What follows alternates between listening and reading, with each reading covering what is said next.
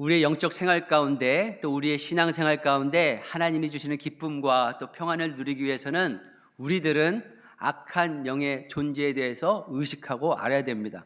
많은 분들이 악령의 존재에 대해서 모르든지 무시하든지 아니면 악령에 대해서 대비가 되어 있지 않기 때문에 우리의 신앙 생활에 어려움을 갖다 주는 거죠. 신앙의 성장이 멈추고 그런 삶 가운데서 갈등이 일으키는 겁니다. 교회에서도 우리가 시험이 왜 드느냐? 결국 그 악한 존재에 대한 인식을 못하기 때문에 시험에 드는 겁니다. 우리에게 일어나는 모든 어려움, 문제, 그런 것을 막상 닥칠 때 그것이 결국 나의 문제로만 보고 아니면 이웃의 문제만 보고 아니면 환경의 문제로만 보기 때문에 결국 신앙생활에 어려움과 거침돌과 또 실패할 수밖에 없는 그런 일들이 생기는 거죠. 그래서 악한 영은 이런 것을 알기 때문에 사람들로 하여금 악한 자기의 존재를 숨겨버리는 겁니다. 그리고 믿지 않도록 하는 거예요. 그래서 사람들이 악령의 존재를 모르고 있는 동안은 악한 영이 자기 마음대로 하고 싶은 것을 다 할 수 있는 거예요. 자기의 존재를 숨기면서. 그래서 제가 지난번에 얘기했지만 그런 도깨비 감투 있잖아요. 도깨비 감투를 딱 쓰니까 자기의 존재가 없어지는 거잖아요. 존재가 없어진다기보다 투명 인간이 돼가지고 남의 물건을 막 훔쳐가지고 갈등을 일으키고 막 장기를 서로 두는데 그거를 잘못 이렇게 다르게 이렇게 놔가지고 서로 싸우게 하고 막 이런 것들. 그래서 사탄의 존재를 인식하지 못하면 결국 사탄의 존재를 인식하지 못하니까 그냥 보이는 사람, 보이는 환경, 경험하는 그런 일들에 대해서 반응하는 거죠. 그런데 사탄은 그런 것을 보면서 굉장히 통쾌해야 합니다. 우리를 고통스럽게 하고 관계에 문제를 갖다 주고 어려운 상황에 처하게 하고 그 뒤에 있는 악령의 역사를 보지 못하니까 내 탓인 줄 알고 가책을 느끼고 아니면 이웃 탓인 줄 알고 싸우고 환경 탓인 줄 알고 절망하고 결국 그 가운데서 우리의 신앙이 쇠약해지는 거죠. 그래서 우리가 정말 정상적인 신앙생활, 우리의 신앙의 생활에 기쁨과 만족과 평화를 누리기 위해서 어떻게 하냐? 우리가 하는 그 모든 일들 가운데 악령의 역사를 봐야 됩니다. 그래서 악령은 어떻게 해서든지 사람들이 악령의 존재, 사탄의 존재, 마귀의 존재를 믿지 않게 하려고 애를 쓰는 거죠. 우리 주위에 보면 이런 악령의 존재를 믿지 않고 보이는 대로만 사는 분들이 많이 있습니다. 심지어 크리스천 가운데서도 많이 있죠. 그래서 실제로는 사탄 때문에 악령 때문에 일어나는 일인데 그 원인을 모르니까 해결 방법을 찾지 못하는 거예요. 사탄은 악령들은 자신의 존재를 믿지 않기 때문에 믿지 않도록 애를 쓰는데 사실은 가만히 우리가 생각을 해보면 분명히 이 세상은 사탄의 존재가 있다는 것을 알 수 있어요. 예를 들어서 유대인들을 학살했던 히틀러, 나치 600만 명의 사람들을 학살했어요.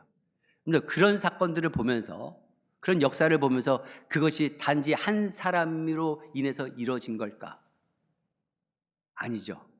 어떤 강한 악한 사탄의 존재로 인해서 그런 일들이 발생하는 거죠.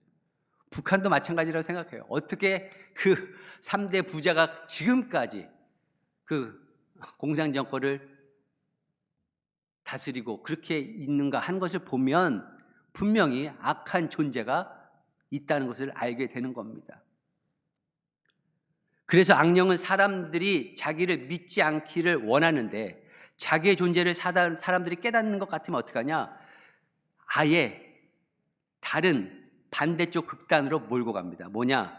무슨 일이 일어나냐면 아예 악령이 없다고 무시하든지 아니면 모든 일들 가운데 악령이 있다고 믿든지 이렇게 극단으로 치닫게 하는 것이 사탄 마귀의 전략이라는 거죠. 그래서 악령의 힘을 사실은 실제보다도 더 과장되게 생각하게 해서 그 두려움에 갇히게 살게 하는 것, 이것도 또한 악령의 존재의 목적이라는 거죠. 그래서 너무 극단적으로 가면 어떻게 하냐? 귀신론. 여러분 귀신론 들어보세요. 귀신론. 그래서 귀신이 어떻게 생겼냐 얘기하는 거, 이 사람들의 주장은 죽은 사람이 귀신이 됐다 뭐 이런 얘기들 들어보셨을 거예요. 그래서 벙어리가 죽으면 벙어리가 죽은 그 귀신을 통해서 벙어리가 또 생긴다. 뭐 이런 얘기들. 암 환자가 죽었다가 그 혼이 들어오면 암 환자가 된다. 이런 식인 거죠. 그 설명도 잘못됐지만 귀신론을 믿는 분들의 가장 큰 문제는 뭐냐 하면 너무나도 많은 관심을 귀신에게 쏟는다는 거예요. 이 사람들은 모든 것을 다 악령의 역사, 귀신의 역사로 봅니다. 미운 마음이 들어도 저 사람은 미운 귀신이 들어갔다. 교회를 좀 늦어도 늦는 귀신이 들어갔다. 말씀을 듣는데 졸아도 졸 수 있잖아요. 졸음 귀신이 들어왔다. 막 이렇게. 재채기하면요. 감기 귀신 들어왔다.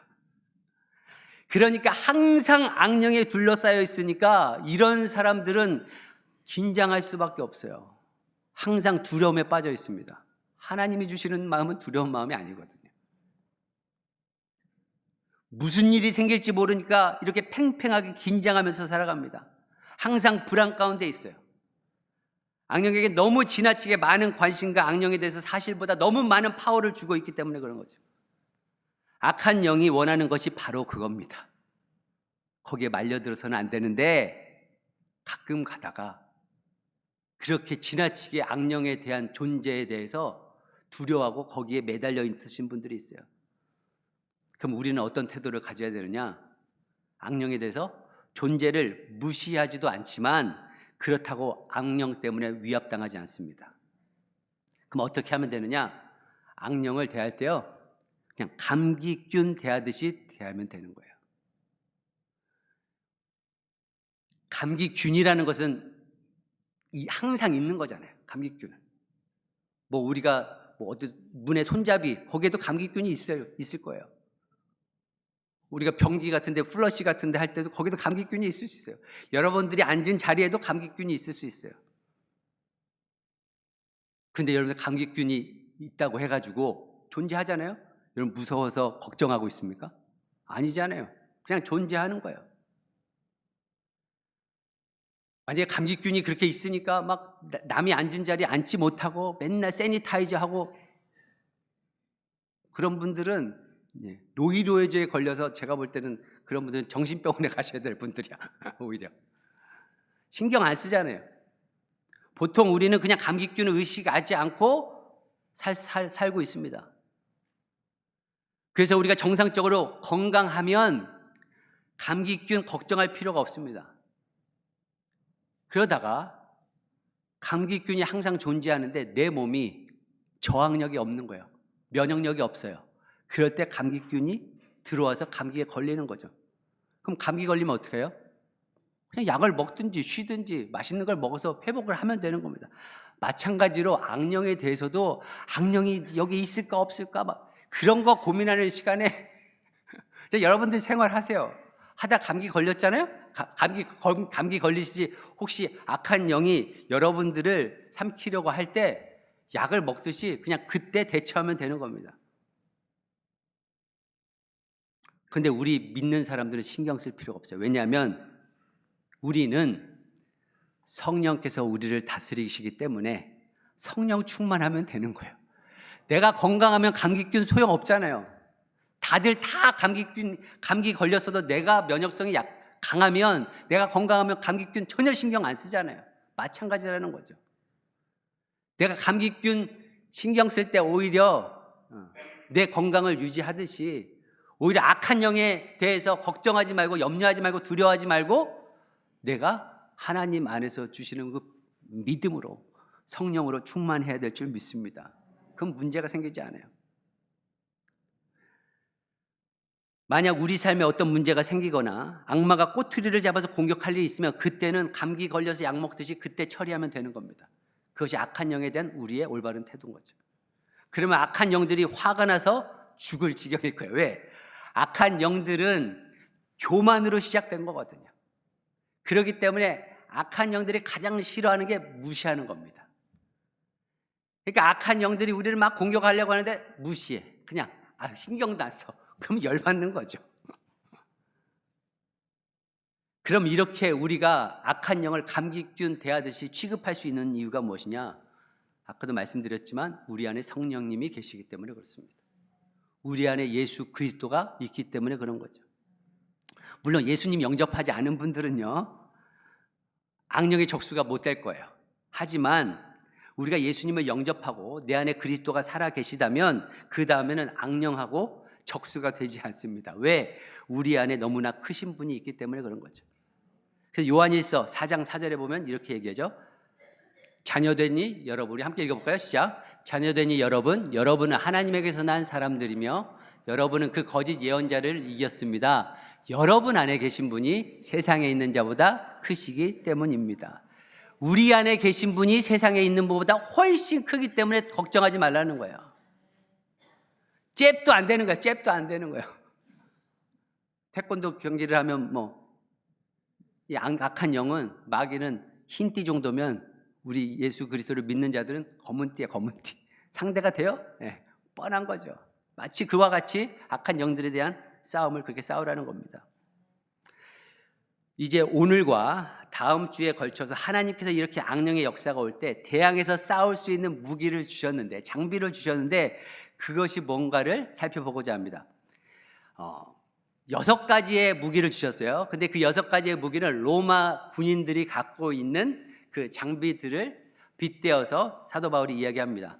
그래서 구원의 투구, 정의의 가슴막이, 진리의 허리띠, 믿음의 방패, 성령의 검, 그 다음에 복음의 신발, 이렇게 얘기하는데, 이 말씀을 사도 바울이 쓸 때는 지금 감옥에 있었으니까 감옥에 있을 때 그 로마 군인들이 왔다 갔다 하는 걸 봤을 거 아니에요. 그래서 그것을 보고 빗대어서 에베소 6장에 있는 말씀을 하고 있는 겁니다. 그런데 무장하는 순서는 머리끝에서부터 나오는 것이 아니라 군인이 그 장비를 입는 그 순서대로 지금 말씀에 나와 있어요. 그러니까 제일 먼저 나오는 것이 뭐냐? 허리띠라는 거예요. 허리띠. 그 다음에 정의의 가슴막이, 그리고 신. 그러면 다음 주에는, 오늘 그 3가지하고 다음 주에는 투구, 구원의 투구, 또 방패, 또 검, 이렇게 해서 3가지를 나눠서 이야기하고자 합니다.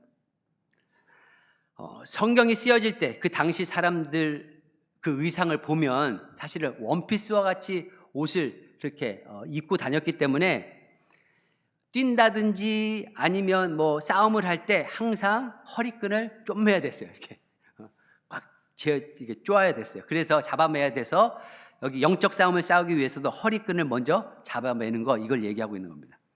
사실 여기 등장하는 6가지 장비는 바울이 로마 군인을 보면서 생각을 해냈고, 그 장비가 무엇이냐 하는 것은 구약의 말씀을 인용해서 말씀하고 있는 겁니다. 그래서 하나님께서도 구약에 보니까 하나님이 전신 갑주를 입는 것을 표현하는 그 말씀이 있습니다. 그게 뭐냐면 이사야서 11장 5절에 보니까 그는, 하나님을 얘기하는 거예요, 정의로 허리를 동여매고 성실로 그의 몸을 띠를 삼는다. 또 59장 17절 이사야서에 보면 주께서 공의를 갑옷으로 입으시고 구원의 투구를 머리에 쓰셨다. 그래서 이런 장비가 무엇을 의미냐 하는 것은 바울이 구약에서 하나님께서 준비하시고 입으셨던 것을 빗대어서 또 이야기하고 있는 거죠.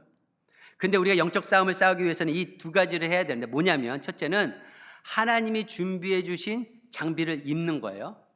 그리고 입는 거에 그치지 않고 입고선 내가 해야 될 일이 있는 겁니다. 그래서 오늘 그 장비 3가지를 이야기할 때 여러분들에게 먼저 그 장비를 소개해 드릴 거고, 그 장비를 입은 우리들이 어떻게 해야 될지를 또 말씀드리고자 합니다.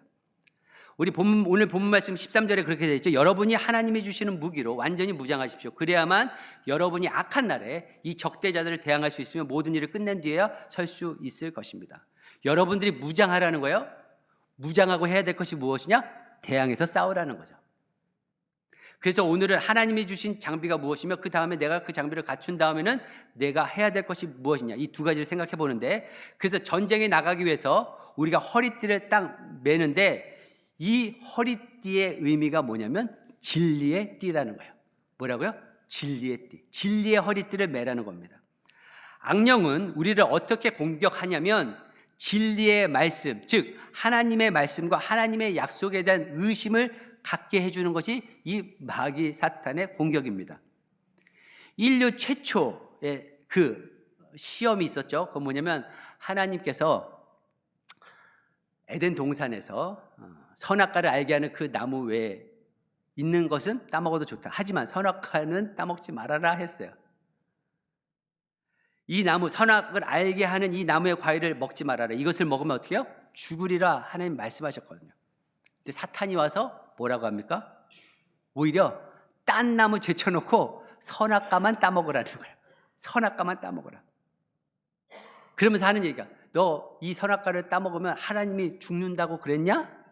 하고 퀘션 마크를 줍니다. 의심을 가져다 주게 하는 거죠. 하나님의 말씀에 대한 의심입니다. 사탄은 우리를 시험할 때 이런 의심을 갖게 하도록 유혹을 합니다. 하나님의 말씀과 하나님의 약속에 대해서 퀘스천 마크를 붙이는 거죠. 그래서 정말 이렇게 과학이 발전된 시대 가운데서 하나님을 믿는다? 하나님의 존재를 믿느냐? 하고 우리를 의심하게 합니다. 그럴 때마다 우리는 하나님의 말씀으로 돌아가는 거죠.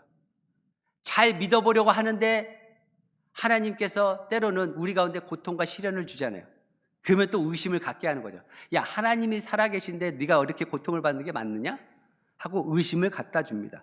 그럴 때마다 그 마귀의 공격을 이기기 위해서 어떻게 되느냐? 말씀의 진리의 허리띠를 띠는 겁니다. 무슨 말이냐? 하나님께서 말씀하셨기 때문에 나는 타협할 수 없다. 이런 거죠. 성경에 있기 때문에 나는 이것을 믿는다 하고 선포하는 거죠. 하나님께서 약속하셨기 때문에 나는 그대로 될 것을 믿는다. 이것이 바로 진리의 허리띠를 띠는 겁니다. 그래서 하나님께서 무장하고 싸우라고 진리의 띠를 주셨습니다. 그 다음에 해야 될 것이 무엇이냐? 우리가 해야 될 것은 진리의 허리띠를 띠고 진리 안에서 살아가는 거죠. 허리띠만 멜 게 아니라 진리 안에서 살아가는 겁니다. 진리의 반대가 뭡니까? 거짓입니다. 우리의 삶 가운데 거짓이 있든지 우리의 삶 가운데 이중적인 요소가 있는 동안에는 그 마귀는 물러나가지 않아요. 그래서 우리 삶 가운데 거짓, 이중적인 면, 이것을 제거해야지 비로소 우리가 승리할 수 있는 겁니다. 그래서 마귀를 이기기 위해서는 우리 삶에서 거짓을 제거해야 됩니다. 이중적인 요소를 제거해야 됩니다. 저는 노름에 중독되신 분들이 전 라스베가스에서만 있는 줄 알았어요. 근데 이 텍사스에도 상당히 많더라고요. 노름 때문에 어려워하시는 분들이. 그 노름이 자기 신세도 망칠 뿐만 아니라 가산도 탕진하고 가정이 파괴되는 거 여러분들 얼마든지 보실 수 있어요. 근데 이 노름의 예를 들어도 노름꾼이 되는 것이 사탄이 그 처음부터 그렇게 만들었냐? 그렇지 않아요. 시작은 어떻게 보면 나의 약함 때문에 시작돼요. 주위 사람들이 그냥 한번 놀러 가보자, 뭐 그냥 바람 쐬러 가보자 해서 시작이 돼요. 그런데 어느 순간부터 마귀가 그거를 사로잡습니다. 마귀가 사용하는 거죠. 사탄이 개입하기 시작하는 거예요. 그래서 중독이 되는 거예요. 중독이 되면 어떻게 되냐? 자기가 그것을 끊지 못해요. 스스로 끊지 못해요. 사람의 의지력의 싸움이냐? 그것도 아니에요. 의지도 안 되는 거예요. 결국 악령과의 싸움인 거죠. 그런데 그렇게 중독이 되든지 그런 어려움이 당할 때 대부분 어떻게 하느냐? 그거를 쉬쉬하는 거예요. 감춰요. 안 들키려고. 그런데 그렇게 쉬쉬하면서 그거를 하다 보면 결국 그것이 해결되는 것이 아니라 점점 악화되는 것을 봅니다. 왜 그러냐? 거짓된 삶, 이중적인 삶이 결국 마귀의 꼬투리거든요. 자기를 숨기는 거거든요. 평소 때는 잘 생활해요. 그러다가 하여튼 악한 마귀가 그렇게 또 노름으로 끌고 가는 거잖아요. 악한 마귀는 이중성을 좋아합니다. 그런데 하나님은 이중성을 안 좋아해요. 진실한 걸 좋아해요. 진리를 좋아하는 거예요. 그래서 우리가 정말 이러한 습관에서 벗어나려면 마귀를 이기기 위해서는 어떻게 해야 되느냐? 사람의 이런 거짓된 요소를 제거하는 겁니다. 정직해져야 되는 거죠. 자기가 노름에 그렇게 중독이 됐으면 스스로 인정하는 겁니다. 그리고 가족이나 우리 믿음의 공동체 안에서 도움을 구하는 거예요. 근데 그걸 얘기했다고 또 다른 사람한테 다 얘기하지 말고요. 우리 안에서. 그러다 보면 이게 드러나기 때문에 사탄이 오래 거기에 머물러 있지 못하는 거죠. 사탄의 능력이 확 줄어듭니다. 그 다음부터 사탄을 이길 수 있는 길이 생기기 시작하고 그 이후부터 그러한 습관을 극복할 수 있는 길도 열리게 되어 있습니다. 죄라는 것이 드러내선 짓지 않아요. 다 속이면서 짓거든요. 그 속성을 아셔야 돼요. 알코올도 마찬가지죠. 음란, 성적인 문제도 마찬가지죠. 어떤 죄로 인해서 노예가 되어 있는 분도 계실지 모르겠어요. 하여튼 그러나 이것을 감추고 이중생활을 하는 동안에는 절대 벗어날 수 없다. 여기서 빠져나올 수 있는 방법은 결국 그 거짓된 요소, 결국 우리가 정직해지는 거죠. 자신에게 정직해지고 사람 앞에서 정직해지는 것이 바로 그 목적이어야 됩니다. 그래서 서로 용납해주고 또 도움을 구할 때 도와주고 하다 보면 그런 잘못된 습관들도 해결되고 결국 영적인 공격이 거기서 멈춰지는 거예요.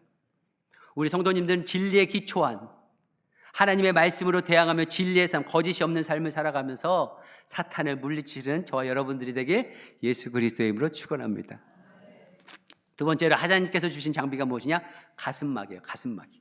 전쟁을 할 때 가슴이 제일 중요하죠. 가슴에 총탄을 맞거나 화살을 맞으면 치명적이 됩니다. 그래서 하나님께서 우리에게 가슴막이를 주셨어요. 그게 뭐냐? 의의 가슴막입니다. 의의 가슴막이.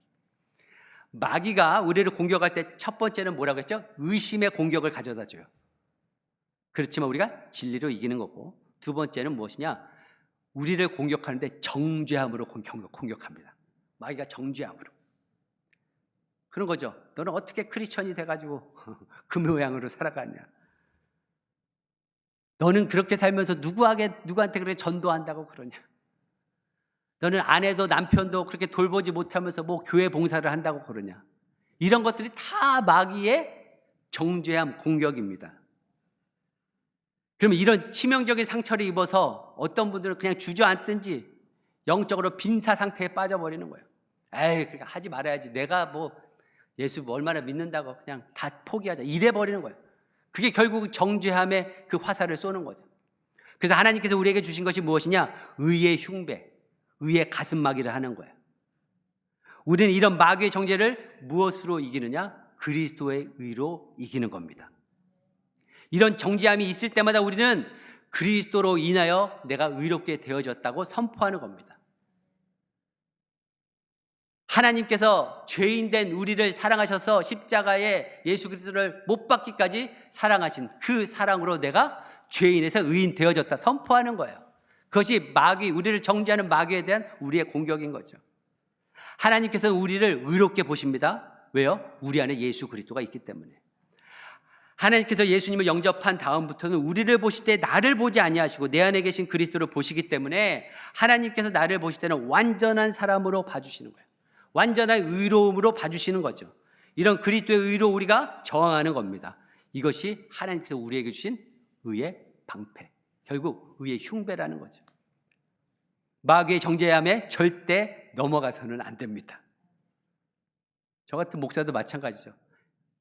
이렇게 매주 또 주중에도 몇 번씩 이렇게 말씀을 전하지만 어떤 정죄함이 있을까요? 야, 넌 목사가 돼서 네가 지키지도 못할 말을 그렇게 앞에서 짓거리냐? 하고 마귀가 그렇게 얘기하는 거죠. 그러면 그 마귀에 넘어가면 아유, 그렇죠. 내가 말씀도 못 지키는데 아유, 그냥 때려쳐? 이런 것들. 이게 뭐예요? 마귀의 정죄함이야. 네가 인격이 그렇게 좋지도 않으면서 뭘 사랑하라고 그러고 뭘 그렇게 용서하라고 그러냐? 마귀의 정죄함입니다. 그렇죠. 우리의 힘으로는 그렇게 도달할 수 있지 않아요. 아무리 내가 더 인격적으로 하나님 기쁘시게 하기 위해서 아무리 노력을 한다고 해도 그렇게 하다가 작심삼일돼서 또 쓰러지잖아요. 우리 자신이 그렇게 사는 모습들이 나타나잖아요. 내가 스스로 나를 보아도 형편없는 사람이고 주위 사람들을 보아도 아주 형편없는 사람이고 내가 보아도 나도 여전히 모자란 사람이고 이런 형편없는 사람을 하나님께서 어떻게 하셨냐? 사랑해 주시고 용납해 주시고 용서해 주신 줄 믿습니다. 그것이 바로 우리의 의인 거예요. 나 같은 사람도 하나님께서 용서하시고 용납하시고 의롭게 해주셨다. 이것이 우리의 간증인 겁니다. 마귀의 공격이 올 때, 정죄함이 올 때 우리는 그리스도의 의로 그래서 싸워야 됩니다. 마귀의 정죄함에 좌절하지 마시고 쓰러지지 마시고 그리스도의 의로 힘입어서 승리하시는 여러분들 되시기 예수 그리스도로 축원합니다. 그 다음에 우리가 그러면 그 장비를 갖고 난 다음에 우리가 어떻게 하느냐? 사탄이 우리를 정죄할 수 있는 것은 꼬투리가 있어서 그랬다. 꼬투리. 그러니까 우리가 의롭게 됐다, 의의 흉배를 가졌다 하면 우리가 해야 될 것은 무엇이냐? 그 꼬투리를 잡는 것을 해결하는 거죠. 꼬투리 자체를 끊어버리는 겁니다. 우리의 불의한 면, 비윤리적인 면, 부정한 면이 있으면 그동안에는 계속해서 사탄이 그 정죄함을 가지고 꼬투리를 잡아서 우리를 넘어뜨리려고 하는 거예요. 그때마다 우리는 그리스도의 의를 흉배를 입고서 싸워야 되는 거죠. 그런데 이런 꼬투리가 남아있는 동안은 사탄이 계속해서 우리를 넘어뜨리려고 끄집어 내려갑니다. 우리들도 한 번, 두 번, 네 번, 다섯 번, 여섯 번, 10번 이렇게 그리스도의 의로 버텨보지만 나중에 지치는 거예요. 쓰러지는 거예요. 심지어 그러는 가운데 하나님을 떠나는 경우도 있습니다. 내가 죄를 너무 지니까 죄에 무뎌져서 야, 내가 이렇게 죄를 짓는데 차라리 이게 하나님 믿는 사람이야 하고 하나님을 떠나는 경우도 보게 되는 거죠. 제일 좋은 것은 사탄이 꼬투리를 잡지 못하도록 내 삶에 의롭지 못한 부분들을 제거해 버리는 겁니다. 정직하게 살아가는 거죠. 그래서 비즈니스 하시는 분들은 책임을 잘 내야 되잖아요. 제대로 내야 되잖아요. 그걸 내지 않는 거죠. 그게 사탄의 꼬투리가 잡히는 거예요. 사야 될 걸, 팔아야 될 것, 분명히 구별이 되는데 팔지 말아야 될 거를 또 팔고 사지 말아야 될 걸 사고 해서 비즈니스를 한다. 그렇다면 그거는 끊어버려야 되는 거죠. 그렇게 계속해서 비즈니스를 하면 사탄이 그 꼬투리를 잡는 거예요. 그런 거에 매여 있는 동안은 사탄의 악령에 이런 공격에서 벗어날 도리가 없습니다. 또 그렇게 불의한 방법으로 돈은 벌지 모르지만 결국은 행복은 가질 수가 없는 거죠. 사탄에게 꼬투리를 주지 않는 것, 이게 중요합니다. 하나님께서 우리에게 하신 말씀은 무엇이냐? 너를 의롭다 해주셨다. 그 다음에 하신 말씀이 너는 의로운 사람이니 의롭게 살아라는 거예요. 내가 의로운 것이 그냥 지식적으로만 아는 것이 아니라 의롭게 우리의 삶을 살아가는 거죠. 비로소 그때 악한 영들에 대해서 승리하는 줄 믿습니다. 그런데 그렇게 의롭게 살 때 우리 가운데 주어지는 것이 무엇이냐면 자유함이라는 거예요. 자유함. 떳떳함이라는 거예요. 하나님이 보시기에 우리가 완전한 사람으로 보이는 거잖아요. 우리가 그런 꼬투리조차도 갖지 않는다면 하나님 앞에서 얼마나 당당하겠어요. 물론 그렇지 않더라도 하나님 우리를 의롭게 보시지만 우리 자신이 자유함을 가질 수 있는 거죠. 내가 모자라는 것이고 부족한 것이고 정리되지 않은 생활이고 다듬어지지 않은 성격이 있지만 하나님께서 나를 의롭게 해주셨다는 그것으로 싸우는 거죠. 결국 그렇게 싸움을 하다 보면 사탄의 꼬투리도 끊어지는 것을 우리가 경험하게 됩니다.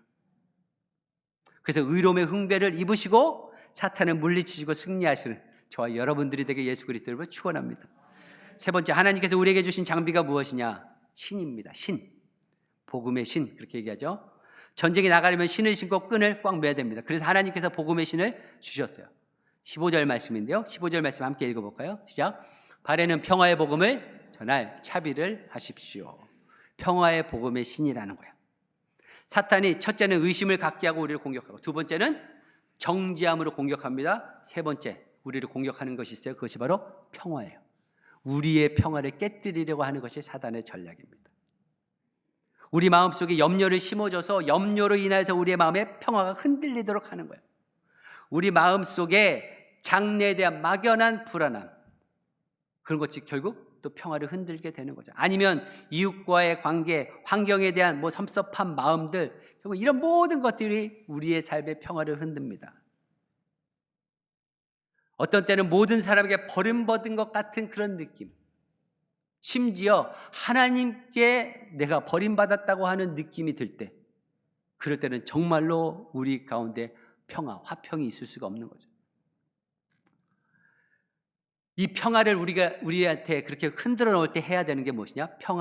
평화의 복음을 심는 것이다. 오늘 얘기하고 있는 거예요. 우리가 싸울 수 있는 것이 무엇이냐? 복음이라는 거야, 복음. 우리 가운데 불안한 게 있습니까? 여러분, 염려하는 게 있습니까? 그럴 때마다 이걸 한번 생각해 보세요. 내가 하나님 앞에 구원을 받았냐, 안 받았냐? 내가 정말로 하나님 앞에서 구원받은 자라면 그런 모든 염려, 걱정, 불안 다 사라지게 되어 있습니다. 나는 하나님 앞에서 너무나도 해야 될 것을 하지 못했고 해서는 안 된 일을 했지만 천벌을 받아야 마땅하지만 그리스도께서 내가 받을 천벌을 십자가에서 대신 받으시고 돌아가셨다. 이러한 그리스도로 내가 예수님을 주인으로 영접하였기 때문에 그 순간부터 내가 깨끗하게 되어졌다 하는 의로운 사람이 되어졌다는 그 복음의 기초로 싸우는 겁니다. 그랬을 때 우리 안에 진정한 평화를 찾아올 수 있는 거죠. 나는 하나님의 사랑받는 자녀가 되었기 때문에 하나님께서 나를 사랑하시고 나를 좋아하시고 나를 도와주시고 나를 인도하시고 나를 보호해 주실 것이다. 아까 그 찬양도 했잖아요. 로마서 8장 38절 39절. 나는 확실합니다. 죽음도 삶도 천사들도 권세자들도 현재일도 장래일도 능력도 높음도 깊음도 그 밖에 어떤 피조물도 우리를 우리 주 예수 그리스도 안에 있는 하나님의 사랑에서 끊을 수 없습니다. 우리의 화평을 깨고 평화를 깰 때마다 하나님의 사랑, 그 복음의 그 기초를 다시 우리 가운데 재정립하는 거죠. 여전히 부족하지만 하나님의 사랑이 끊지 못하기 때문에 나는 주님을 위해서 살아갈 수 있는 겁니다. 사탄이 우리의 평화를 흔들어 놓을 때 우리는 이런 말씀을 붙잡고 싸우는 겁니다.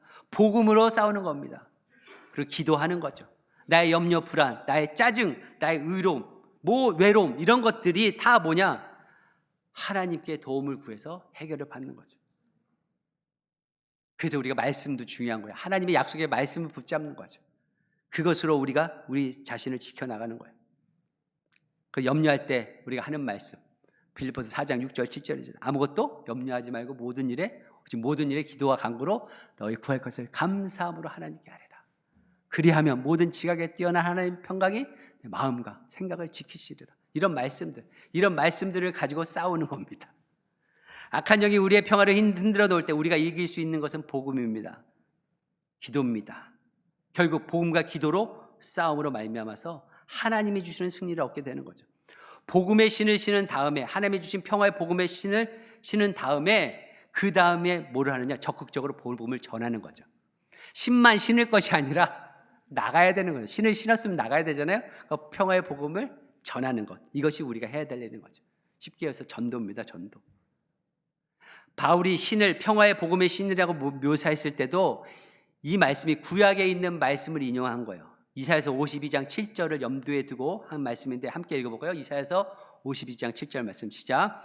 놀랍고도 반가워라. 이 소식을 전하려고 복된 희소식을 전하는구나. 구원이 이르렀다고 선포하면서 시온을 보고 너희 하나님께서 통치하시는다 하고 하는구나. 복음의 소식입니다. 복음을 전하는 그 발걸음 하나님께서 기뻐하신다는 거죠. 그래서 우리가 마음의 평화를 유지하기 위해서는 사탄이 평화를 흔들어 놓으려고 하는 마귀와 싸우기 위해서는 적극적으로 복음을 전하는 거죠. 전도하는 겁니다. 우리 교회가 평화를 유지하는 방법은 뭘까요? 프로그램 잘 짜면 됩니까? 아니면 부흥의 어떤 방법적으로 잘 부흥하는 방법 전략을 잘 짜가지고 우리가 교회를 이끌어가면 됩니까? 아니죠. 이게 나오잖아요. 우리 교회가 복음을 전하는 그런 교회라면 우리 가운데는 얼마든지 평화가 지속된다는 거. 저부터가 구령 사업에 담임 목사가 구령 사업에 대해서 전적으로 내가 헌신한다면 하나님은 우리 교회 가운데 평화를 주신다는 거예요. 우리의 리더십이, 우리 목자 목녀님들이, 우리 모든 성도님들이 복음을 전하기 위한 그것이 가장 중요한 것을 생각한다면 우리 가운데 평화가 있을 줄 믿습니다. 구령 사업이 아니고 교회 건물이 더 중요해진다든지, 교회 치장이 더 중요해진다든지, 교회 프로그램이 더 중요해진다든지, 성경 공부가 더 중요해진다든지, 어떤 특별한 은사가 더 중요해진다든지, 뭐 음악 프로그램이 중요해진다든지, 이럴 때는 평화가 유지될 수 없는 거죠. 평화를 유지하고 평화를 깨치려는 사탄과 싸울 수 있는 것은 오직 복음을 전하는 것인 줄 믿습니다. 우리가 먼 곳에 가지 못하지만 또 선교지를 위해서 기도하고요. 이곳에서는 우리 주위에 뭐 멀리 갈 필요도 없어요. 우리 주위에 혹시 믿지 않는, 또 우리 가정 안에서 우리 자녀들이 예수님을 잘 믿지 못한다면 그들에게 복음을 전하는 거죠. 그런 복음을 전하는 가운데 하나님이 주시는 화평을 얻게 되는 겁니다. 말씀을 마치면서 성도님들은 악령의 유혹이 엄습해 올 때, 의심을 가지게 하고 우리를 공격할 때 어떻게 해요? 진리의 허리띠를 동이고 승리하시기 바랍니다. 정죄함으로 우리를 공격할 때 의의 흉배로 우리가 싸워 맞서 이겨야 될 줄 믿습니다. 마지막으로 우리의 평화를 깨치려고 할 때 복음의 신을 신고 악령의 역사를 물리치시는 저와 여러분들이 되게 예수 그리스도의 이름으로 축원합니다.